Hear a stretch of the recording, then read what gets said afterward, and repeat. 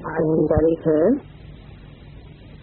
21 मई 65 का प्रातः class. Record चला है कि मैं रात गवाई सोए के, दिवस गवाया खाए के, मनुआ जीवन अमोल है, कौड़ी बदले जाए रे। ओम शांति। बच्चों को बाप समझा रहे हैं। बच्चे जानते हैं हम सब बच्चे हैं, बाप के बच्चे हैं। हमारा शारीरिक बाप तो शारीरिक बाप ही है, और हमारी आत्मा जो अशरीरी है उसके लिए बाप ने समझाया है बेहद बाप से बेहद सुख का वर्षा मिलता है। किसको? आत्मा को। शारीरिक बाप से शरीर का वर्षा मिलता है एक जन्म के लिए, वो भी मिला न मिला। और शरीर में रहने वाली जो अविनाशी आत्मा है, उस अविनाशी आत्मा को किससे वर्षा मिलता है? बेहद के रूहानी बाप से। हद का वर्षा द्वापर से शुरू होता है, और सतयुग त्रेता का वर्षा कौन देता है? बेहद का बाप। ये बेहद का वर्षा है, तो बेहद का वर्षा अभी शुरू होता है। अभी माना कभी है? कलयुग के अंत में जब सतयुग का आदि होना होता है, तो दोनों युगों के संगम पर अभी ही ये वर्षा प्राप्त होता है, जो त्रेतांत तक चलता है।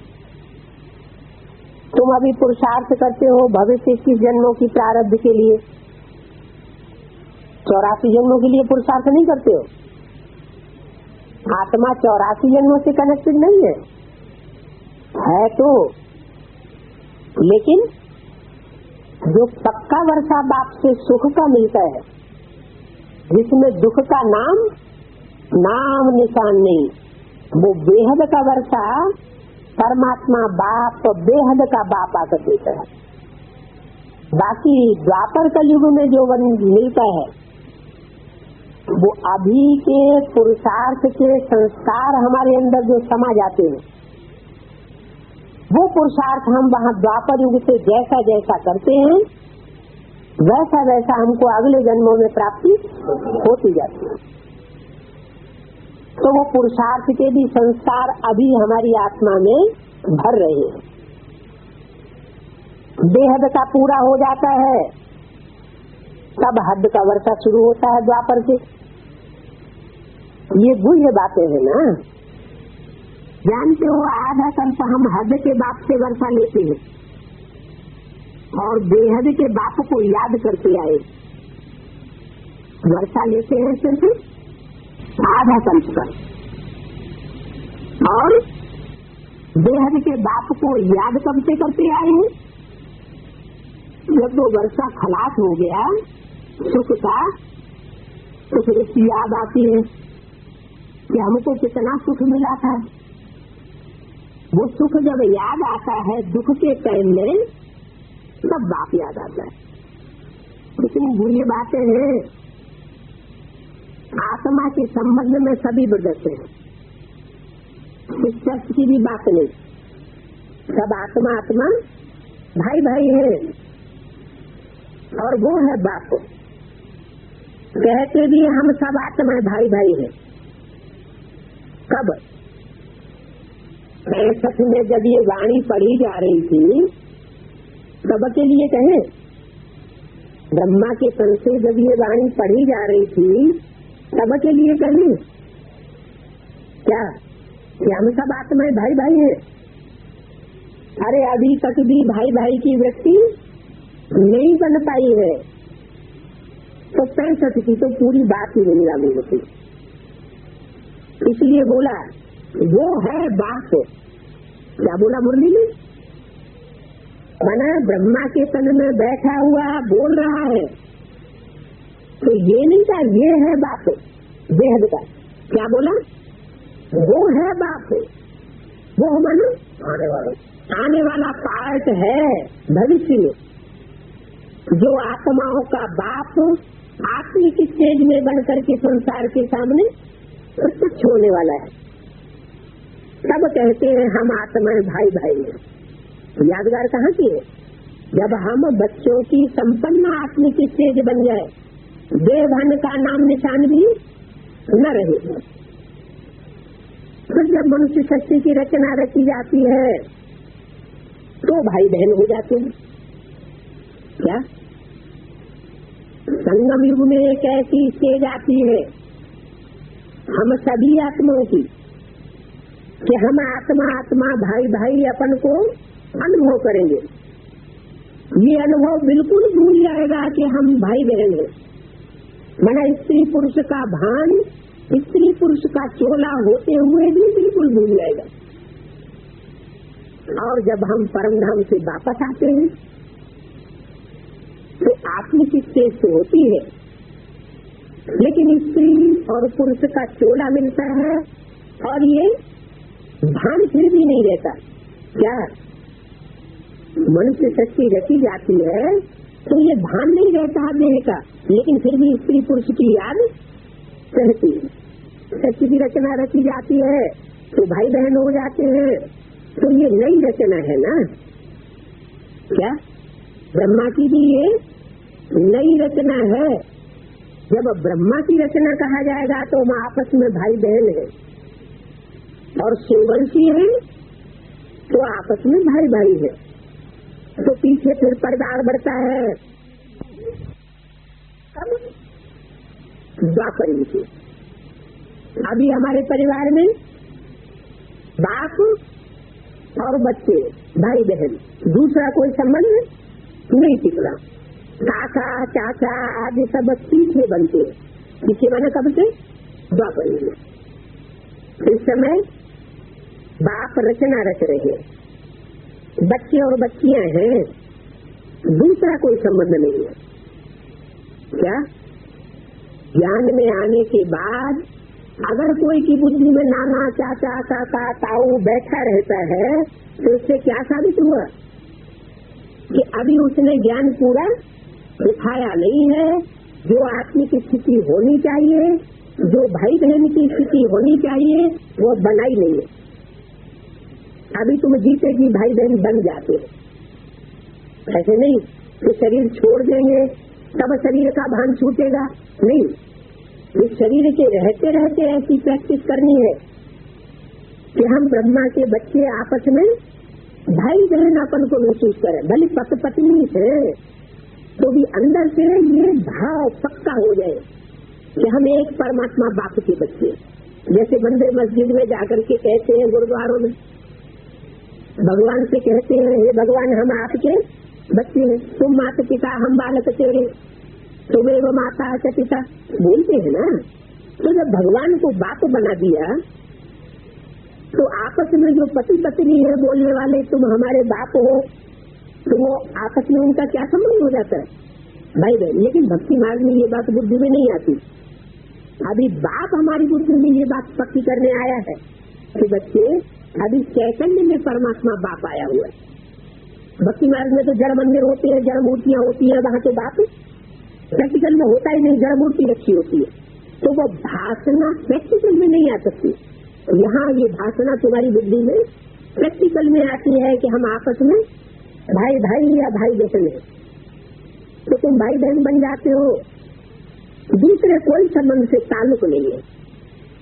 क्या ज्ञान में आने के बावजूद भी अगर कोई का दूसरे संबंधों से ताल्लुक रहता है, मुख से ऐसी भाषा निकलती है, इसका मतलब उसने अभी पूरा ज्ञान दिखाया नहीं है, ब्रह्मा की औलाद ब्राह्मण बना नहीं। अभी तुमको नया जन्म मिल गया। क्या पुराना जन्म खलास हुआ, अभी हमारा एक्स्ट्रा ऑर्डिनरी जन्म हो चुका। जानते हो हम अभी ईश्वरीय संतान हैं, शिववंशी ब्रह्मा कुमार कुमारियां हैं। कौन से वंशी? शिववंशी। अगर आत्मिक स्थिति अंदर से है कि मैं आत्मा स्टार हूँ, प्रकृति के मध्य में चमक रहा है अजब सितारा, जिसको भी देखते हैं उसको भी किस रूप में देखते हैं? आत्मिक रूप में, स्टार के रूप में देखने की प्रैक्टिस पक्की हो गई है, तो जानते हो कि हम ईश्वरीय संतान हैं। शिववंशी हम ब्रह्मा कुमार कुमारियां हैं। ब्रह्मा कुमार कुमारियों का और कोई संबंध नहीं है क्या? अगर पक्के ब्रह्मा कुमार कुमारियां हैं तो उनका और दूसरा कोई नाना चाचा काका ताऊ का संबंध प्रैक्टिकल में देखने में सुनने में भी नहीं आना चाहिए। इस समय सारी दुनिया पतित है, इनको पावन बनाना पड़ेगा। रचना रच उसको पावन बनाते हैं, कहते हैं बाबा हम आपके हैं। बाप कहते हैं बच्चे भविष्य के लिए पुरुषार्थ करके अपना जीवन हीरे जैसा बनाना है। सारा दिन सिर्फ खाना पीना और सोना और बाप को याद न करना, इससे कोई हीरे जैसा जन्म नहीं मिलेगा क्या? हीरे जैसा जन्म अगर बनाना है मना, सती में कैसा जन्म होगा? सोने जैसा। त्रेता में चांदी जैसा होगा, द्वापर में कापर तांबे जैसा होगा, कलयुग में लोहे जैसा जन्म हो जाता है। लेकिन बनाना कैसा है? हीरे जैसा जन्म बनाना है तो कौन सी युग में बनेगा? तो जिनका ये लक्ष्य है कि हमारा इस शरीर रहते रहते ही, इन खुली आंखों के रहते ही हमारा हीरे जैसा जन्म बन जाए, जैसा हीरा चमक मारता है, लाइट मारता है, ऐसे हमारे अंदर से जहाँ जाए, जहाँ पहुँचे, जिसके सामने हो, वहाँ क्या निकलता रहे हीरे में से? आत्मा में से रोशनी निकलती रहे, ज्ञान की भी रोशनी निकलती रहे और प्योरिटी की भी पावर नेत्रों से देखने में आती रहे, तो कहेंगे हीरे जैसा जन्म। कब नहीं मिलेगा हीरे जैसा जन्म? अगर हम खाते रहेंगे, पीते रहेंगे, सोते रहेंगे। कीड़े मकोड़े पशु पक्षी भी क्या करते हैं? खाते हैं, पीते हैं, सोते हैं। अगर वही जन्म हमारा बना रहा, इसका मतलब है कि हम अभी मनु की संतान नहीं बने। मनु ब्रह्मा को कहा जाता है। ये मन रूपी ब्रह्मा है जो मनन चिंतन मंथन से संकल्पों की सृष्टि रचता है। संकल्प से ही, संकल्प के बीज से ही ये सृष्टि रची जाती है। तो ऐसी सृष्टि बनाने वाला बाप अब हमको हीरे जैसा बनाने के लिए आया हुआ है। बाप कहते हैं शरीर निर्वाहार्थ गृहस्थ व्यवहार में कमल फूल समान रहना तो है कमल फूल समान गृहस्थ व्यवहार में, लेकिन शरीर निर्वाहार्थ रहना है। ये नहीं कि हम किसी के अधीन हो जाए। अगर इस संगम युग में ही हम किसी के अधीन हो जाएंगे अपने शरीर की परवरिश के लिए, तो जन्म जन्मांतर के हमारे अंदर संस्कार कैसे पड़ जाएंगे? आधीनता के संस्कार पड़ जाएंगे। फिर राजयोग सीखने से क्या फायदा हुआ? बाप तो राजयोग सिखा करके हमको राजाई के संस्कार डालने के लिए आया हुआ है। इंजीनियर के अंदर पढ़ाई पढ़ा के इंजीनियरिंग के संस्कार डाले जाते हैं, डॉक्टर के अंदर डॉक्टरी के संस्कार डाले जाते हैं। ये राजाओं के अंदर राजाई करने के संस्कार किसने डाले? कब डाले? किसी ने तो डाले होंगे। अभी ये संगम युग है जब परमात्मा बाप आकर के राजयोग सिखा करके हम बच्चों के अंदर जन्म जन्मांतर के अधिकारी बने, माना राजाई के संस्कार डाल रहे हैं। बाप कहते हैं शरीर निर्वाहार्थ अपना काम अपने आप करो। समझते हो हम कौड़ी से हीरे जैसा बन रहे हैं, अर्थात मनुष्य से देवता बन रहे हैं। मनुष्य में तो बहुत अवगुण है। भूले किससे होती है? मनुष्यों से भूले होती है। जो देवताओं के स्टेज पर पहुंच जाएंगे उनसे भूले होना बंद हो जाएगी। मनुष्यों में बहुत अवगुण होते हैं, देवताओं में गुण होते हैं। तब तो मनुष्य देवताओं के आगे जाए अपने अवगुण बताते हैं, कहते हैं मुझे अवगुण निर्गुण हारे में कोई गुण नहीं, आते ही तरस करो, आप ही हमारे ऊपर दया करो, कुछ गुणों का दान हमको दे दो। आप सर्वगुण संपन्न हो, 16 कला संपूर्ण हो, संपूर्ण हिंसक हो, मर्यादा पुरुषोत्तम हो, मूर्ति के आगे जाकर के गीत गाते रहते हैं, हम नीचे हैं, पापी हैं। अब बाप कहते हैं अपने अंदर से आसुरी अवगुण निकाल, अब ईश्वरीय गुण धारण करना है। स्तुति करने से नहीं होगा, अभी प्रार्थना और स्तुति और कीर्तन करने से अपने अंदर गुण नहीं आएंगे। पुरुषार्थ कर रहे हैं। बाप तो है निराकार, मनुष्य शक्ति का बीज है। क्या निराकार तो है, लेकिन निराकार होते हुए भी मनुष्य शक्ति का बीज रूप है। तो मनुष्य शक्ति साकार है या निराकारी है? साकारी मनुष्य शक्ति है, तो मनुष्य शक्ति का बीज कैसा होगा? वो भी साकार होगा, लेकिन बीज हमेशा छोटा होता है और उसका झाड़ बहुत बड़ा होता है।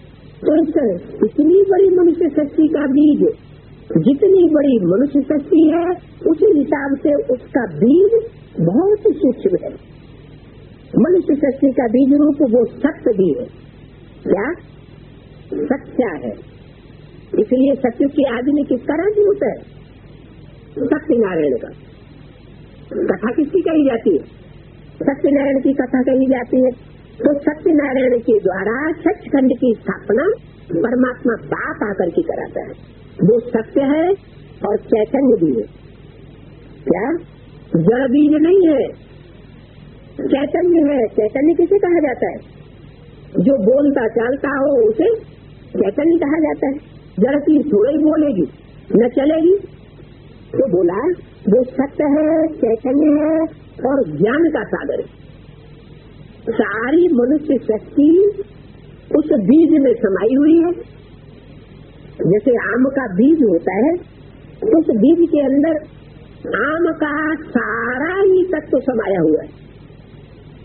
मतलब बीज के अंदर ही आम का इतना बड़ा झाड़, फल, फूल, पत्ते सब कुछ है। तो इस मनुष्य शक्ति का जो बीज है, उसके अंदर सारी मनुष्य शक्ति की नाली समाई हुई है। ये है नया ज्ञान। ये कोई वेद शास्त्र में नहीं है। क्या कि वो निराकारी बीज, मनुष्य शक्ति का बीज पहले तैयार हो, तब नई शक्ति की फाउंडेशन पड़ने की बात पैदा होती। जब तक बीज अपनी बीज रूपी स्टेज में नहीं पहुंचा, सूक्ष्म स्टेज में नहीं पहुंचा, निराकारी, निरहंकारी, निर्विकारी स्टेज को नहीं धारण करता है, तब तक नई शक्ति की कल्पना भी नहीं की जा सकती। तो ये नया ज्ञान है, ये कोई वेद शास्त्र आदि में नहीं है। ईश्वर आकर के जो ज्ञान सुनाता है वो कोई वेद शास्त्र लिख करके नहीं रखता। वेद शास्त्र मनुष्यों की बनाई हुई है। जो भी धर्म पिता आता है वो कोई शास्त्र नहीं बनाता है, वो तो डायरेक्ट मुख से बोलता है। गुरु नानक ने क्या किया? डायरेक्ट मुख से बोला। बहुत समय के बाद फिर उनके चेलों ने गुरु ग्रंथ साहब की रचना की। कुरान कोई मोहम्मद ने थोड़ा ही बोला। बहुत समय के बाद कुरान की आयतें कागज पर लिखी गई। ऐसे ही बाइबल, कोई क्राइस्ट ने बाइबल बैठ करके थोड़े लिखी। उन्होंने तो डायरेक्ट मुख से सुनाया, दृष्टि का फोर्स भरा अपनी प्रजा में, दृष्टि का फोर्स भरा, वाइब्रेशन का फोर्स भरा और जो पावरफुल वाणी सुनाई, उससे क्रिश्चियंस की रचना हुई। तो ऐसे ही परमात्मा बाप जब इस सृष्टि पर आता है तो लिखता नहीं है। क्या ग्रंथ शास्त्र नहीं लिखता, वो मुख से डायरेक्ट बोलता है। तो ये कोई वेद शास्त्र नहीं है। अभी तो तुम सुनते हो, जो कुछ अभी सुनते हो ये सत्य को त्रेता में प्राय लोप हो जाएगा। प्राय लोप हो जाएगा मन बिल्कुल लोप नहीं हो जाएगा, थोड़ा बहुत कैसे रह जाएगा। सबसे बड़ी बात तो यह रह जाएगी कि जो ज्ञान का तंत्र है, आत्म की स्थिति, वो सतयुग त्रेता में जीव की त्यों बनी रहेगी। और दूसरी बात, वहां चित्रकारी भी चलती है, तो जो भी ज्ञान का तंत्र है, सार है, वो चित्रों में देवताएं चित्रित करते रहते। तो ये नया ज्ञान है, वेद शास्त्रों में नहीं है। अभी जो तुम सुनते हो चाहे लोग हो जाएगा। अभी तुम जानते हो हम आश्विन गुण वाले मनुष्य से दैवी गुण धारण कर बाप द्वारा देवता बन रहे हैं। किसके द्वारा? बाप द्वारा देवता बन रहे हैं। क्या बाप ब्रह्मा के तन में प्रवेश करे, फिर ब्रह्मा कुमार कुमारी ब्राह्मणों की सृष्टि रचे, तो ब्राह्मण जो है वो बैठ करके देवता बनाए? ये नहीं कहा। क्या कहा? बाप द्वारा तुम देवता बन रहे हो। मना देवता बनने के लिए बाप प्रैक्टिकल में सन्मुख जरूर चाहिए, वो ही आकर के मनुष्य से देवता बनाता है। नर से नारायण और नारी से लक्ष्मी बनाता है। पापों का बोझा जो सिर पर है वो बाप की याद से हम भस्म करते। भक्ति मार्ग में तो यही सुनाते आए हैं कि पानी में स्नान करने से पाप भस्म हो जाएंगे। क्या भक्ति मार्ग में सभी स्थूल चीजें उठा ली, भगवान को याद करेंगे, स्थूल जड़ मूर्ति में याद करेंगे। पानी के स्नान करने से समझेंगे हम पवित्र हो जाएंगे, लेकिन वास्तव में पानी जो है वो स्थूल शरीर की सफाई करता है। स्थूल जल से स्थूल शरीर साफ होगा। जो आत्मा है उसकी सफाई के लिए ज्ञान जल चाहिए। स्थूल जल से काम नहीं चलेगा। कौन सा जल चाहिए? सूक्ष्म जल। सूक्ष्म जल है ज्ञान जल। तो वो ज्ञान जल हमारे पापों को भस्म करने की शक्ति रखता है। अगर उस ज्ञान को हम अपने जीवन में प्रैक्टिकल धारण करें तो ज्ञान स्नान करने से हमारे पाप भस्म हो सकते, परंतु पानी से तो पावन बन न सके। अगर ऐसा होता तो पतित पावन बाप को क्यों याद करते? अगर पानी से ही पवित्र बन जाते, दुनिया पवित्र बन गई होती, तो फिर द्वापर से कलयुग नहीं आता पापी युग। इसका मतलब कि पानी में स्नान करने से नीचे गिरे या ऊपर उठे? नीचे गिरे। पतित पावन बाप को क्यों याद करते हो? जरूर पतित पावन बाप ही आकर के हमको ज्ञान सुनाकर पतितों से पावन बनाते हैं, रास्ता बताते हैं पतित से पावन बनने का ज्ञान के आधार पर। कुछ भी समझते नहीं है, बिल्कुल बेसमझ है। बेसमझ और समझदार ये भी नाटक बना हुआ है। अभी तुम कितने समझदार बन रहे हो? बेसमझ और समझदार। अभी तुम कितने समझदार हो? सारे शक्ति चक्र को जानते हो, हिस्ट्री ज्योग्राफी को जानना ये भी समझ नहीं ना। अगर नहीं जानते हैं तो उनको बेसमझ कहेंगे। मनुष्य होकर के अपनी मनुष्य शक्ति की बायोग्राफी को न जाने तो बेसमझ हुआ ना। इस समय भारतवासी बच्चे बिल्कुल जानवर में चल बन पड़े। जानवर भगवान को नहीं जानते, जानवर तो भगवान को जानते। जानवरों से इतनी बुद्धि नहीं है। अपने माँ बाप को तो जानते हैं लेकिन भगवान को नहीं जानते। अगर मनुष्य होकर के भी भगवान का मनन चिंतन मंथन न करे, भगवान को जानने के लिए प्रयास न करे, तो मनुष्य में और जानवर में अंतर क्या रहा? अपने माँ बाप को जानवर जानते, भगवान को नहीं जानते। मनुष्य भी भगवान को नहीं जानते, तो बाकी जानवर में और मनुष्य में कोई फर्क नहीं। वो भी दुखी होते हैं और तुम भी दुखी होते हो। क्या कहा? क्या कहा? अगर ज्ञान में ज्ञान लेने के बावजूद बेसिक ज्ञान और उसके ऊपर एडवांस ज्ञान, मैंने परमात्मा का पूरा ही ज्ञान नीचे स्तर का लेकर के ऊंचे स्तर तक का सारा ज्ञान लेने के बाद कोई अगर अपने जीवन में दुखी होता रहे और दूसरों को दुख ही देता रहे, तो उससे क्या साबित हुआ कि जानवरों की स्टेज है, उसने अपनी भगवान बाप को पहचाना नहीं। अगर भगवान बाप को पहचान लिया होता तो न खुद दुखी होता और न दूसरों को दुखी करता। और ये बातें तो मनुष्यों की बनाई हुई गीता में भी लिखी हुई है। इस गीता में भी लिखा हुआ है, जो आत्मिक स्टेज को प्राप्त कर लेता है उससे कोई दुखी नहीं होता और वो कोई से भी दुखी नहीं होता। उसको कोई दुख नहीं दे सकता और वो कोई से दुख ले भी नहीं सकता। कोई कहे कि हम तो दुख नहीं लेते लेकिन ये हमसे दुखी हो जाते हैं, तो दोनों ही बातें रल। दुख कोई को देना भी नहीं और दुख कोई से लेना भी नहीं। कि फीलिंग आती रहे, फीलिंग आई माना दुख हुआ कि नहीं हुआ। तो जब तक फीलिंग भी आती है अंदर में तब तक समझो हमने बाप के ज्ञान को पूरा धारण नहीं किया है और परमात्मा बाप को हमने पूरा पहचाना नहीं है। जानवर मिसल खींची बन जाते हैं, सब दुखी होते हैं। अभी तुम बच्चे जानते हो बाबा ने अपना परिचय दिया है क्या? बाबा ने खुद आकर के अपना परिचय दिया है। बाबा का परिचय और कोई भी मनुष्य मात्र दे नहीं सकता। अपने बच्चों को ये परिचय दिया है कि मैं आया हुआ हूँ, तुमको हीरे जैसा बनाने के लिए आया हुआ हूँ। क्या क्या कहा? किसको? सब बच्चों को नहीं, जितने पढ़ाई पढ़ने वाले बच्चे हैं सबको नहीं, अपने बच्चे को। कौन से हैं अपने बच्चे? जो सोने जैसा सचिव में बनेंगे, जन्म लेंगे, दूसरे तीसरे सचिव के जन्म में जन्म लेते रहेंगे, वो मेरे बच्चे नहीं है। क्या वो मेरे अपने बच्चे नहीं है? त्रेता में जो चांदी जैसा जन्म लेंगे वो मेरे अपने बच्चे नहीं है। क्या बोला? अभी तुम बच्चे जानते हो बाबा ने अपना परिचय दिया है अपने बच्चों को कि मैं आया हुआ हूँ तुमको हीरे जैसा बनाने के लिए। कौन से बच्चे हैं?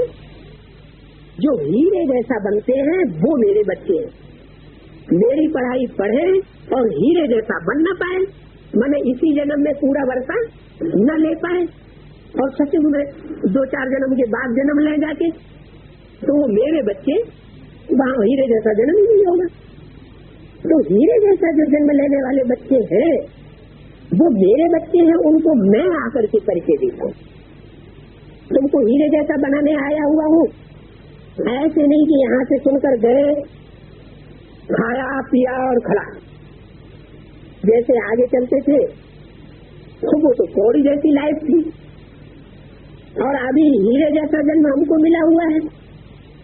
तो ज्ञान की चमक मारनी चाहिए, जो मिले वो अनुभव करे, वाचा से, दृष्टि से, वाइब्रेशन से उसे ये अनुभव में आए ये कोई चमक मारने वाला हीरा है।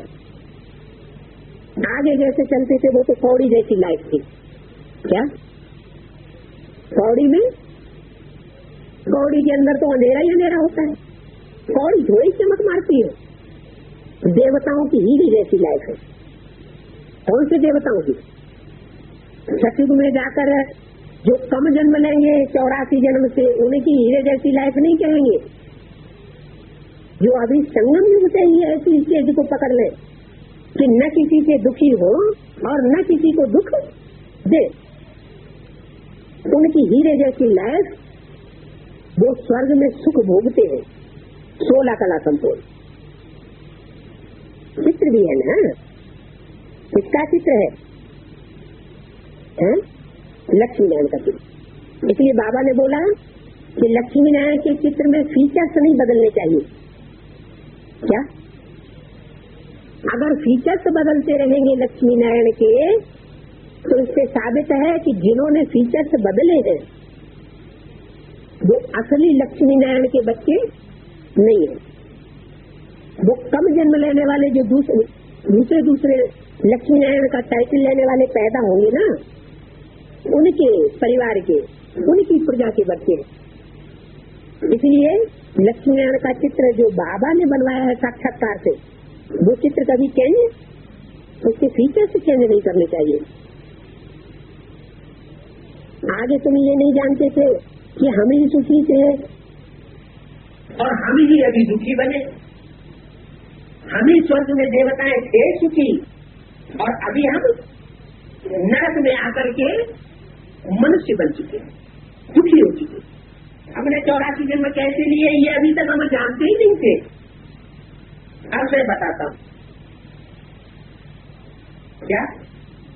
अब मैं बताता हूँ क्या कि तुम ही पहले देवता थे, अब तुम अब तुम मनुष्य और मनुष्य से भी नीचे गिर के राक्षस जैसे बचे कर। राक्षसों का काम क्या होता है? दूसरों को दुखी करना। 21,5,65 का 7 लाख दूसरा पेज। 21,5,65 का 7 लाख दूसरा पेज। औरों को भी समझाने लायक अभी तुम बने हो क्या? हीरे जैसा जन्म है तो ज्ञान की लाइट मारने वाला हीरा होगा ना? कैसा होगा? ज्ञान की लाइट मारने वाला होगा, दूसरों को चमक मारेगा। अगर कहता है कि मैं ब्रह्मा कुमार कुमारी हूँ और दूसरों को ज्ञान नहीं दे सकता, न वाचा से ज्ञान दे सकता है, न अपनी चलन से ज्ञान दे सकता है, न अपनी दृष्टि की अलौकिकता दे सकता है, तो इससे साबित होता है कि अभी बाप का बच्चा नहीं बना है। और उनको भी समझाने लायक तुम बच्चे बनना चाहिए। बाप समझदार बनाते हैं तो फिर औरों को समझदारी देनी चाहिए। ऐसे नहीं कि घर में जाने से फिर वही पुरानी चाल हो जाए। खाया पिया और सोया, शिक्षा पाए फिर औरों को शिक्षा दो। बाप का परिचय देने जाना पड़ता है। बेहद का बाप तो सबका एक ही है। 21,5,65 का 7 लाख दूसरा पेज। औरों को भी समझाने लायक अभी तुम बने हो क्या? हीरे जैसा जन्म है तो ज्ञान की लाइट मारने वाला हीरा होगा ना? कैसा होगा? ज्ञान की लाइट मारने वाला होगा, दूसरों को चमक मारेगा। अगर कहता है कि मैं ब्रह्मा कुमार कुमारी हूँ और दूसरों को ज्ञान नहीं दे सकता, न वाचा से ज्ञान दे सकता है, न अपनी चलन से ज्ञान दे सकता है, न अपनी दृष्टि की अलौकिकता दे सकता है, तो इससे साबित होता है कि अभी बाप का बच्चा नहीं बना है। और उनको भी समझाने लायक तुम बच्चे बनना चाहिए। बाप समझदार बनाते हैं तो फिर औरों को समझदारी देनी चाहिए। ऐसे नहीं कि घर में जाने से फिर वही पुरानी चाल हो जाए। खाया पिया और सोया, शिक्षा पाए फिर औरों को शिक्षा दो। बाप का परिचय देने जाना पड़ता है। बेहद का बाप तो सबका एक ही है। सब धर्म वाले उनको ही पुकारते हैं क्या?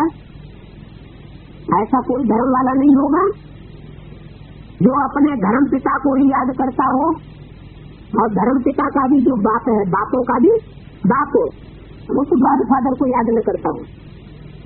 सब पुकारते हैं ये परम पिता परमात्मा। ऐसा कोई नहीं होगा जो परम पिता को याद न करता होगा। सब धर्म वालों का बाप एक ही है। एक को सभी याद करते हैं। बाप से वर्षा पाने के सभी हकदार हैं। क्या कहा? हकदार तो 500 करोड़ है। वो सुख का वर्षा प्राप्त करने के लिए आधा कल्प का 500 करोड़ हकदार है। अब वो अपना हक ले या न ले, वर्षे पर भी समझाना पड़े। कौन सा वर्षा देते हैं? कौन सा वर्षा देते हैं? मुक्ति और जीवन मुक्ति। ऐसे नहीं कि शरीर छूट जाएगा तब हमें मुक्ति मिलेगी। शरीर छूट जाएगा तब मुक्ति मिली। जंगल में मोर नाचा जिसने देखा, फिर क्या फायदा हुआ? इस शरीर के रहते हुए ही हमको दुख दर्दों से मुक्ति मिल जाए, बुढ़ापे के दुख से मुक्ति हो जाए, तो हम कहेंगे हमको परमात्मा बाप का वर्षा मिला। ऐसे थोड़े ही है कि कम उम्र के बच्चे हैं, नौजवान होंगे, उनका ही शरीर रिजुविनेट होगा, उनकी ही कंचन काया बनेगी? नहीं। पुरुषार्थ करने वाले कोई बूढ़े भी होंगे, उनकी भी कंचन काया बन सकती है। मुक्ति और जीवन मुक्ति का वर्षा यहाँ मिलना है। कहाँ? संगम में। यहाँ तो सब जीवन बंद में क्या मिलना तो है, लेकिन अभी स्थिति क्या है? अभी सबका जीवन बंधा हुआ पड़ा है। क्यों जीवन बंधा हुआ पड़ा है? आनंद भाई, जीवन बंधा हुआ है या स्वतंत्र हो गया है? बंधन में है या स्वतंत्र हो गया है? तरीका तो बता दिया। ईश्वरीय सेवा में लग जाएंगे तो बंधन मुक्त हो जाएंगे। ये ईश्वरीय सेवा जो है वो सब प्रकार के बंधनों से छुड़ा देगी। अभी सब जीवन बंधन है, सबको बाप आए रावण के बंधन से छुड़ाती है। दुनिया में किसका राज्य है? अभी रावण का राज्य है सारी दुनिया में। जो मधुबन और मिनी मधुबन बनाए गए हैं उनमें भी राज्य किसका है? रावण का राज्य है। ऐसे नहीं समझ लेना कि वहाँ राम का राज्य शुरू हो गया। क्या राम का राज्य अभी राम की सीता के ऊपर भी नहीं है पूरा? क्या जब राम का राज्य अपनी घरवाली पर भी न हो तो राम राज्य कैसे कहा जाएगा? अभी किसका राज्य है सारी दुनिया में? रावण का राज्य है। अभी बाप आए रावण के बंधन से छुड़ाते हैं। कौन छुड़ाता है? बाप आकर के छुड़ाते हैं। इस समय कोई भी जीवन मुक्त नहीं है। क्या ऐसा कोई भी नहीं है जिसका जीवन हो और बीमारी का दुख न हो? कुछ न कुछ तन का दुख, मन का दुख, धन का दुख सबको है। कोई भी जीवन मुक्त नहीं है क्योंकि रावण राज्य है। सभी देह अभिमानी है। देवताएं देही अभिमानी होने से जानते हैं हम एक शरीर छोड़ दूसरा लेते हैं। सिर्फ परम पिता को नहीं जानते हैं। कौन? देवताएं परम पिता को नहीं जानते हैं। परम पिता को जाने फिर सारे शक्ति चक्र को भी जान जाए। और अगर देवताएं सारे शक्ति चक्र को जान जाए तो क्या नुकसान हो जाएगा? उनकी बुद्धि में आ जाएगा हम आगे चल के नीचे गिरेंगे, दुखी हो गए। सारा स्वर्ग का नशा काबूर हो जाएगा। परम पिता को जाने तो फिर सारे शक्ति चक्र को भी जान जाए।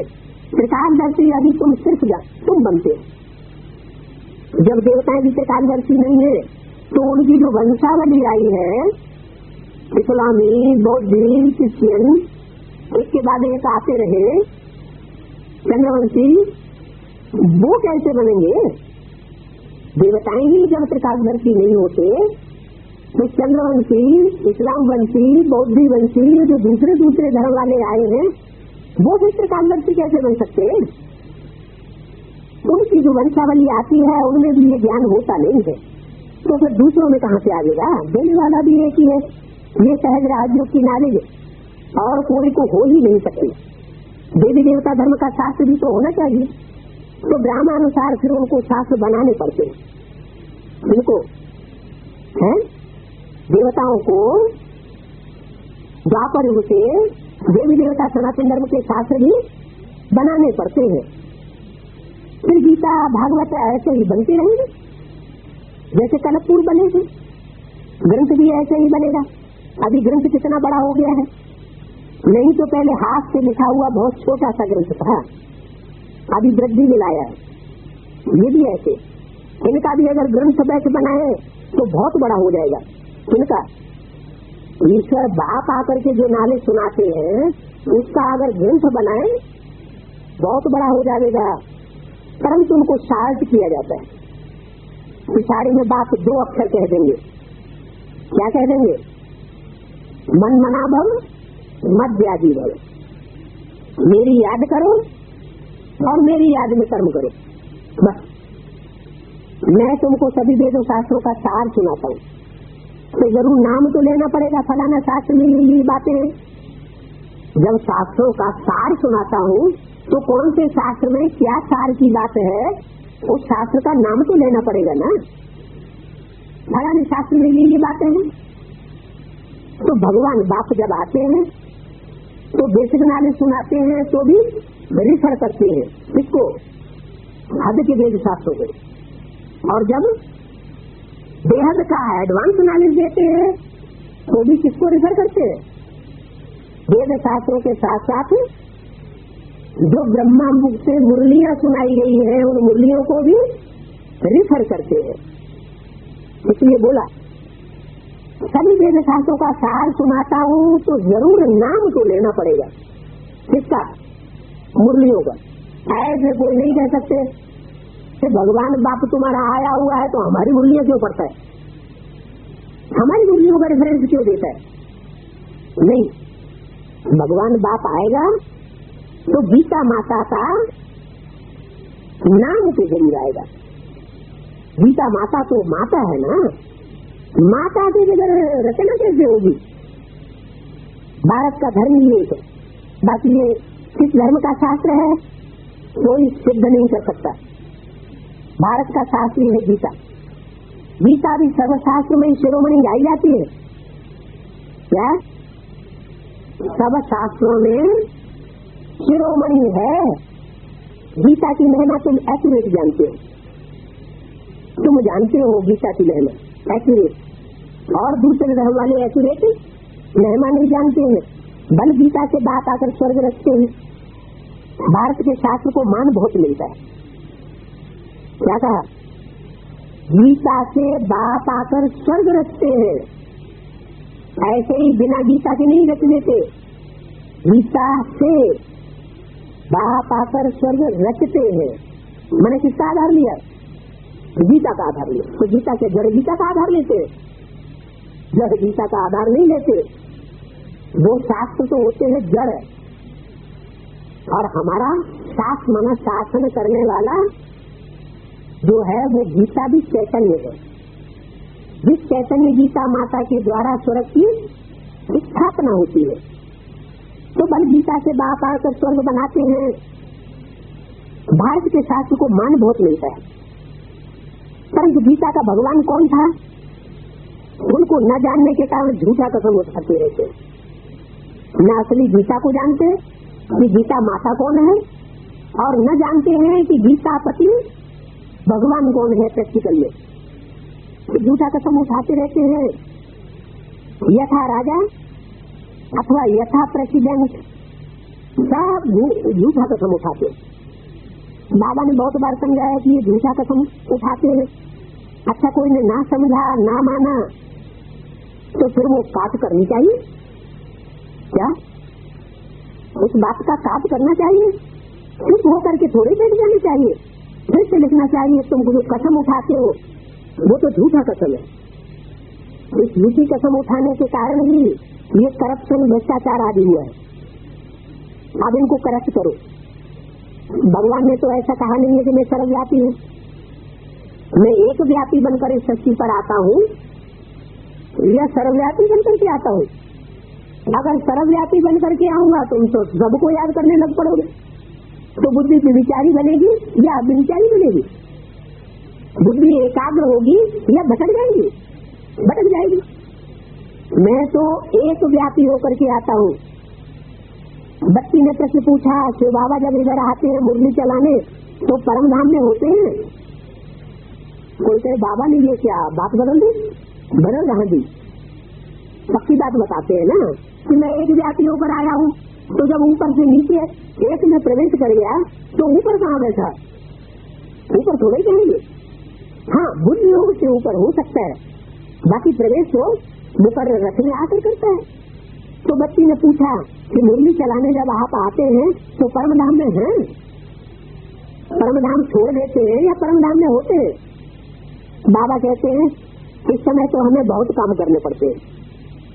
क्या इस समय तो मुझे बहुत काम करने पड़ते हैं, बहुत सर्विस चलती है। कितने बच्चों को भक्ति आदि का साक्षात्कार आदि भी कराता हूँ।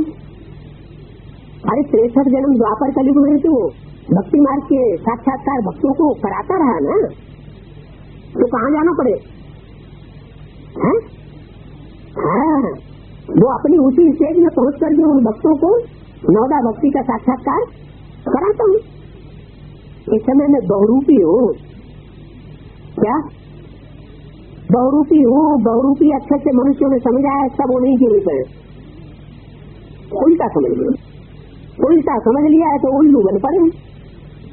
बाप फिर आकर के उल्लुओं को अल्लाह बनाते हैं, माया उल्टा लटका देती है, बाप आकर उल्टा बनाते हैं। अभी तुम जाते हो मुक्तिधाम की तरफ तो बुद्धि में वो याद रहना चाहिए। तुम जानते हो हम मुक्तिधाम जाने के लिए पुरुषार्थ कर रहे हैं, ऐसा कोई मनुष्य पुरुषार्थ करा नहीं सकता। तुमको बाप वो पुरुषार्थ करा रहे हैं। अब बुद्धियों को वहां लगाओ, जीते जी इस शरीर को भूलते जाओ। क्या जीते जी इस शरीर को भूलते जाओ। मनुष्य मरता है तो कहते हैं स्वर्ग पधारा। ये भक्ति मार्ग में कहावत कहाँ की यादगार है? कैसे संगम की यादगार कैसे है कि जो जब तक विकारों से, देह अभिमान से जीते जी नहीं मरा है, देह और देह के संबंधियों से, नाना चाचा काका ताऊ की स्मृति से जब तक नहीं मरा है, तब तक वो स्वर्ग का अनुभव नहीं कर सकता, सदा काल सुख का अनुभव नहीं कर सकता है। तो भक्ति मार्ग में जो कहावत है बिना मरे स्वर्ग नहीं मिलता, वो तो स्थूल मरने की बात कह देते। बाप तो यहाँ जीते भी मरना सिखाने आए हैं, शरीर छोड़ करके मरना सिखाने की बात बाप नहीं बताते। तो कहते हैं कि स्वर्ग पधारा, फिर रोते हैं। क्या स्वर्ग पधारा फिर रोना? अरे स्वर्ग पधारा तो खुश हो जाओ है? जो स्वर्ग पधारा वो तो सुख की दुनिया में चला गया, सुख में रहेगा, तुम क्यों रोते हो? तुमको और खगियां मारनी चाहिए। ये बाबा भी ऐसे करता था। क्या कहा? कौन बाबा? ब्रह्मा बाबा भी ऐसे करता था। कोई मरता था तो रोता था, फिर मुझे गाली देता था, है? भगवान हत्यारे ने मार दिया, तुमने फलाने को क्यों मारा?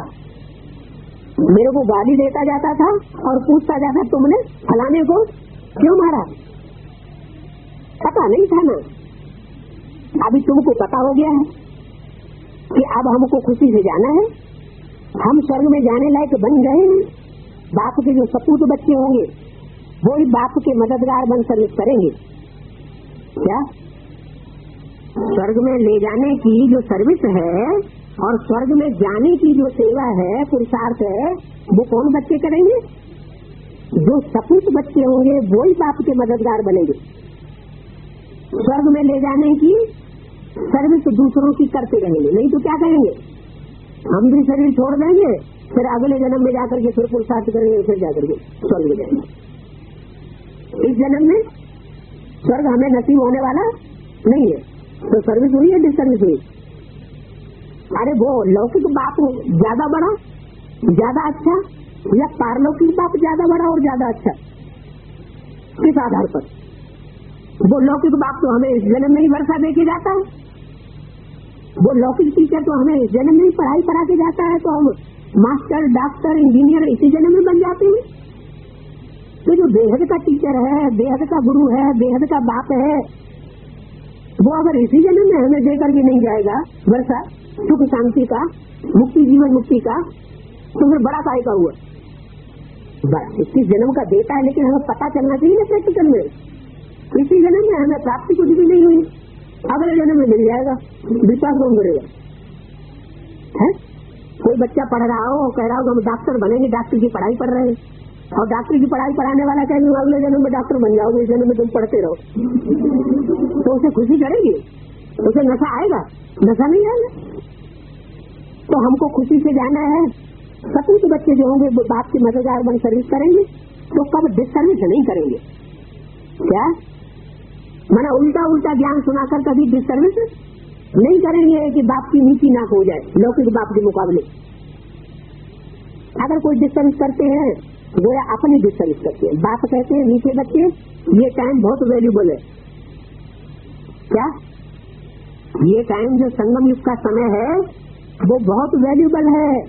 21/5/65 की वाणी का 30 भविष्य की जन्म के लिए तुम कमाई करते हो, तुम जानते हो हमको विश्व की बादशाही मिलती है, इतनी भारी कमाई है, तो उस कमाई में लग जाना चाहिए। बाप को याद करना, जैसे गवर्नमेंट की सर्विस में 8 घंटा रहते हो, बाबा भी कहते हैं मेरी खातिर 8 घंटा दो। अच्छा चलो गवर्नमेंट की सर्विस भी करो पेट पूजा के लिए, लेकिन 8 घंटा मेरी सर्विस में भी दो। बाबा भी कहते हैं मेरी खातिर 8 घंटा दो। रात को सोकर अपना समय बर्बाद न करो, दिन रात कमाई करनी है। ये तो बड़ी सहज सिर्फ बुद्धि की बात है। मनुष्य धंधे पर जाते हैं तो पहले मंदिर के सामने जाकर के हाथ जोड़ेंगे, फिर दुकान पर जाएंगे, लौटते समय फिर भूल जाते हैं। दुकान पे जाएंगे तो हाथ जोड़ करके मंदिर में जाएंगे, और जब लौटेंगे तो वही धंधे दौरी की बातें से याद रहेंगी बुद्धि में, भगवान भूल जाता है। लौटते समय भूल जाते हैं, घर याद आ जाता है। कभी अच्छा याद किया तो भी कमाई हुई, देवताओं को नमस्ते किया वो भी अच्छा है। अच्छा, परंतु अर्थ कुछ भी नहीं जानते। तुम बच्चों को कलकत्ते में बहुत अच्छी रीति समझाना चाहिए। क्या कलकत्ते में बहुत अच्छी रीति समझाना चाहिए? काली माता का बड़ा मान बहुत है। क्या उनको जब तक समझाओगे नहीं तब तो वो क्या करते रहेंगे? वो काली माई की पूजा करते रहेंगे। ज्यादातर काली माई की पूजा भक्ति मार्ग में भी कौन लोग करते हैं? चंडाल, चोर, डकैत, काली माई की पूजा करते हैं। तो बोला कलकत्ते में भी तुम बच्चों को बहुत अच्छी रीति समझाना चाहिए। काली माता का बड़ा वहाँ मान बहुत है। बंगाली लोगों की रस्म रिवाज अपनी अपनी है। क्या? हाँ, वहाँ गौरी की उतनी पूजा नहीं करेंगे, गौरी माता पार्वती की उतनी पूजा नहीं करेंगे। किसकी ज्यादा पूजा करेंगे? महाकाली की बहुत पूजा करते हैं। ब्राह्मणों को मछली जरूर खिलाते हैं। अरे कहाँ महाकाली और कहाँ मछली? महाकाली की जो बात बताई है उसके बाद तुरंत ये मछली की बात क्यों बताना शुरू कर दी है? माना महाकाली का कनेक्शन कुछ मछली के उदाहरण से है। भारतवर्ष में एक भगवान का अवतार ही माना जाता है। कौन सा अवतार? माछली का अवतार, मछली का। कहते वो कमंडल में डाल दी, इतनी बड़ी हो गई, फिर इतनी बड़ी हो गई, फिर सागर जितनी बड़ी हो गई, मत्स्य अवतार। तो बोला बड़े आदमी अपनी तालाब बनाए फिर उसमें मछलियां पालते। कहाँ? कलकत्ते की साइड में जो भी बड़े आदमी होंगे उनके घर में एक तालाब जरूर होगा। उस तालाब में अपनी मछली पालते हैं। तो ब्राह्मणों को भी वो जरूर खिलावेंगे, ब्राह्मणों को भी मछली जरूर खिलावेंगे। अंडे खाने वाला होगा तो ब्राह्मणों को अंडा खिलावेंगे। इतना ज्ञान तो वैष्णवपंथी सन्यासियों में ये नहीं है। क्या कितना ज्ञान है? इतना ज्ञान, इस बात की गहराई को समझाना वैष्णवपंथी सन्यासियों की बस की बात नहीं है। तुम बच्चे उन महाकाली के उपासकों को ये बात समझा सकते हो। विश्व की पुरी में प्रैक्टिकल में तुम चलते हो, वो सन्यासी विश्व की पुरी में नहीं जाएंगे। कौन सन्यासी? बाहर की दुनिया के सन्यासी, बाहर की दुनिया के सन्यासी नहीं। जो ब्राह्मणों की दुनिया में भी बड़े बड़े सेंटर जमा के बैठे हैं, उनसे कहो तुम्हारा पति परमेश्वर कहाँ है, तुम्हारी गृहस्थी कहाँ है, तुम्हारा धनी जोड़ी कहाँ है, तो कहीं ऊपर। तो गृहस्थी हुए कि सन्यासी हुए? क्या हुए? सन्यासी हुए ना। तो वो सन्यासी ये ज्ञान नहीं सुना सकते। विश्व की पुरी में प्रैक्टिकल तुम चलते हो, वो प्रैक्टिकल नहीं जाएंगे, वो शरीर छोड़ के जाएंगे। क्या? वो अगर जाएंगे भी सचिव में, स्वर्ग में, तो शरीर छोड़ने के बाद फिर अगला जन्म मिलेगा तब जाएंगे। और तुम प्रैक्टिकल में तुम विश्वपुरी में चलते हो। प्रैक्टिकल माने बिना शरीर के प्रैक्टिकल होता है क्या? शरीर के साथ तुम प्रैक्टिकल में विश्वपुरी में चलेंगे। इन आंखों से स्वर्ग देखेंगे तब कहेंगे प्रैक्टिकल में स्वर्ग में गए। रावणपुरी से ठीक विश्वपुरी में ऐसे नहीं कि वहाँ 4 भुजा वाले मनुष्य होंगे। विष्णुपुरी में कोई 4 भुजा वाले विष्णु की तरह मनुष्य नहीं होंगे। इसका मतलब क्या हुआ? इसका मतलब ये हुआ कि पहले जन्म की सहयोगिनी और अंतिम 84 जन्म में जो सहयोगिनी बनती है, उन सबके संस्कार मिलकर के एक हो जाएंगे। अभी तो दोस्त दोस्त को धोखा दे रहा है, पत्नी पति को धोखा दे रही है, तलाक दे रही है, कोई संबंधों में कोई स्थायित्व नहीं है। लेकिन वहाँ क्या होगा? जैसे भुजाएं सहयोगी होती है ना, ऐसे आत्मा की विशेष विशेष आत्माएं जो अनेक जन्मों की सहयोगिनी की संगिनी है, वो एक संस्कार वाली हो जाएंगी। तो कहा 2 भुजाएं इनकी और 2 भुजाएं उनकी। क्या कहा? 4 भुजा वाले वहां कोई मनुष्य नहीं होंगे, लेकिन क्या होंगे? 2 भुजाएं इनकी होंगी। इनकी माने किसकी? ब्रह्मा और सरस्वती की 2 आत्मा रूपी भुजाएं वहां मददगार बन जाएंगी। जब संपूर्ण संगम युग होगा, लक्ष्मी नारायण जब सारे संसार में प्रत्यक्ष होंगे पैराडाइज के रूप में या जन्नत के रूप में दूसरे धर्मों में प्रत्यक्ष होंगे, तो उस समय 2 भुजाएं कौन सी सहयोगी बन जाएंगी? ब्रह्मा और सरस्वती भुजा के रूप में सहयोगी बन जाएंगे। और 2 भुजाएं उनकी, माने ब्रह्मा बाबा जिस समय ब्रह्मा के तन में शिव बोल रहे हैं, उस समय इनकी किसके लिए कहा? ब्रह्मा की और उनकी सहयोगी शक्ति सरस्वती की। और फिर उसके बाद 2 भुजाएं उनकी कह के 2 दूर क्यों कर दिया? आगे आने वाला भविष्य का पार्ट है शंकर पार्वती का, यानी राम सीता वाली आत्माओं का भविष्य में पार्ट बजने वाला है। उन 2 आत्माओं को भुजा के रूप में सहयोगी इनका बनना पड़े या इनको उनका सहयोगी बनना पड़े। कैसे सहयोगी बनना पड़े? जैसे विश्व की 4 भुजाएं सहयोगी होती है, इस रूप में माने 4 आत्माओं के संस्कार मिलकर के एक हो जाएंगे। 2 भुजा इनकी तो 2 भुजा उनकी, तो लक्ष्मी नारायण की पूजा करते हो, वास्तव में विश्व की करते हो। ऐसे विश्व स्वरूप जब 4 आत्माएं बने, ऐसे नहीं कि राम सीता वाली आत्मा अभी माउंट आबू को फटकना भी नहीं चाहती, और जाए भी तो उनका मुंडन करा दिया जाएगा, कोई उन्हें बुलाना भी नहीं चाहता। और ब्रह्मा सरस्वती की आत्मा बार बार समझ रहे हैं कि यहाँ से कुछ मिलने वाला नहीं है, फिर भी मोह के कारण फिर भी वही गुलजारदारी हो जाके फिर प्रवेश कर जाते हैं। तो अभी संस्कार मिल रहे हैं या टकराए रहे हैं? अभी भी संस्कार टकराए रहे हैं। किसके किसके? रामकृष्ण के। अभी भी संस्कार टकराए रहे हैं। सीता राधा के संस्कार टकराए रहे हैं, रामकृष्ण के संस्कार टकराए रहे हैं। जब ये संस्कार बिल्कुल टकराना बंद हो जाए, 4 भुजाएं मिलकर के एक हो जाए, तो समझो विश्व का राज्य स्थापन हो गया। लक्ष्मी नारायण का भी नाम गाया हुआ है, बाप आए माताओं द्वारा सबको सदगति देते। क्या खुद नहीं सदगति देते हैं डायरेक्ट? बीच में मीडिया किसको बनाते हैं? माताओं द्वारा। कौन सी माताओं को निमित्त बनाते हैं?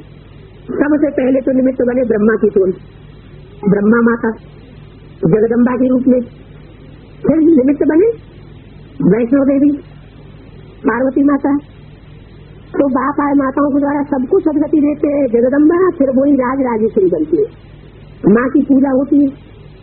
लक्ष्मी को 2 भुजा, महालक्ष्मी को 4 भुजा देते हैं। क्या जब महालक्ष्मी 4 भुजाओं की बनती है तो उसमें 4 आत्माओं का समावेश हो जाता है। बुद्धि से कुछ भी समझते नहीं है। वास्तव में जगदम्बा तो एक है ना। जैसे शिव का लिंग बनाते हैं, वैसे छोटे छोटे शालिग्राम भी बनाते हैं। वैसे काली के भी छोटे छोटे मंदिर बहुत हैं। वो जैसे माँ की संतान है। क्या ये छोटे छोटे मंदिर यादगार बने हुए हैं, वो काली माँ की संतान है।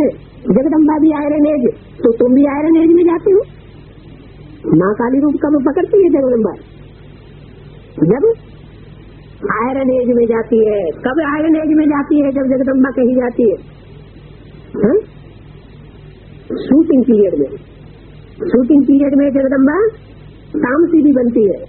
तामसी बनती है तो महाकाली का रूप धारण करती है, और जब गोरी बनती है तो जगदम्बा का रूप धारण करती है। उन्होंने फिर काली को भयंकर शकल दे दी है।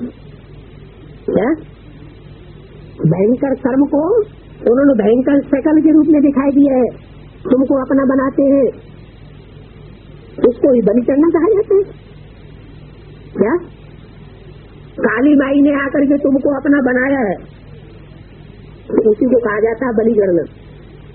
शिव के ऊपर भी बलि चढ़ते हैं और देवियों के ऊपर भी बलि चढ़ाई जाती है। यादगार कहाँ की है?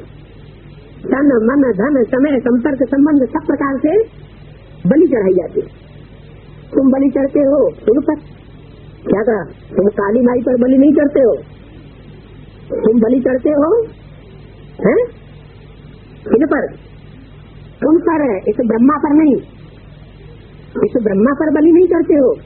माने जो आने वाला पाठ है लक्ष्मी नारायण का या शंकर पार्वती का या राम सीता के रूप में जो संसार में प्रसिद्ध होने वाले हैं, उनके ऊपर तुम बलि करते हो।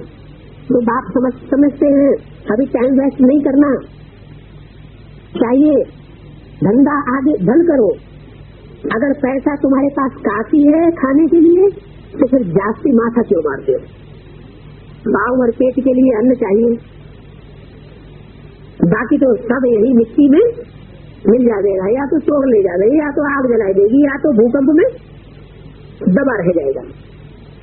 शिव बाबा की यदि में भारत की सेवा में लगाते हो, बाबा कहेंगे सेंटर बनाओ जहाँ से ये बच्चियाँ मनुष्य देवता बनने का रास्ता बता दें, बाकी वो मंदिर आदि तो कोई काम के नहीं है। ये पढ़ाई कितनी फर्स्ट क्लास, जितनी कमाई हो उतना ये धंधा करो, बहुतों का कल्याण हो जाएगा। सब अल्पकाल सुख के लिए ही करते हैं।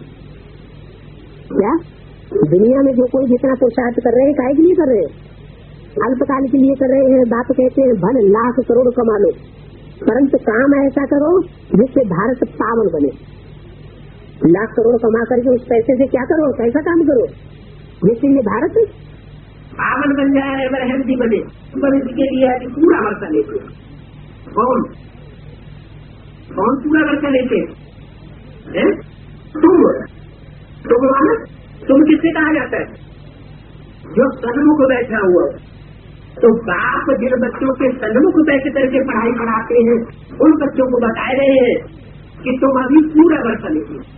क्या 15 कला संपूर्ण वर्षा नहीं लोगे, 14 कला 12 कला नहीं लोगे, तुम पूरे 16 कला संपूर्ण वर्षा लेने वाले हो। वहाँ गरीब तो कोई होते ही नहीं। कहाँ गरीब कोई नहीं होगे? गरीब का बात ही नहीं। वहाँ तो अखंड भरपूर भंडारा बना है। यहाँ तो करोड़पति भी हो तो कहेगा कि हम 10 करोड़पति बन गए, तो गरीब हुआ ना। कहाँ ऐसी कोई बात नहीं, सब संपन्न होते। अच्छा